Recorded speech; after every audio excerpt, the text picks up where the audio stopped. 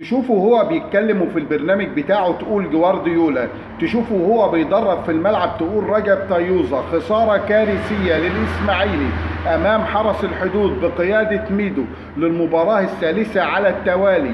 أداء ضعيف جدا من الإسماعيلي، وخسارة اليوم أمام حرس الحدود تعد خسارة كارثية بكل المقاييس.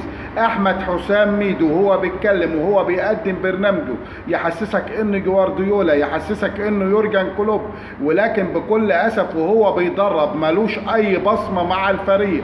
أخطاء كارثية للإسماعيلي من أول دقيقة في المباراة. حرس الحدود جاب جونه الأول في الدقيقة 2. طبعا مفيش لا طعم ولا لون ولا أي حاجة للإسماعيلي، مفيش أي خطة لعب ولا أي أداء. جميع اللاعبين بعيد عن مستواهم. الهدف الأول كارثة من دفاع الإسماعيلي، مفيش أي تنظيم، توهان كامل من لاعبي الإسماعيلي في الملعب.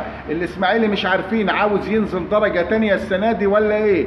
أما بالنسبة لميدو فبكل أسف ميدو بيثبت في كل مرة يمسك فيها فريق إنه ما ينفعش يبقى مدرب كرة قدم. ميدو لما تشوفه وهو بيتكلم، لما تشوفه وهو بيحلل، لما تشوفه وهو بيقدم البرنامج بتاعه تقول ده جوارديولا، تقول ده من أكبر مدربين العالم. لكن زيه زي رضا عبعال لما بيمسك فرقة بينزل بيها سبع أرض.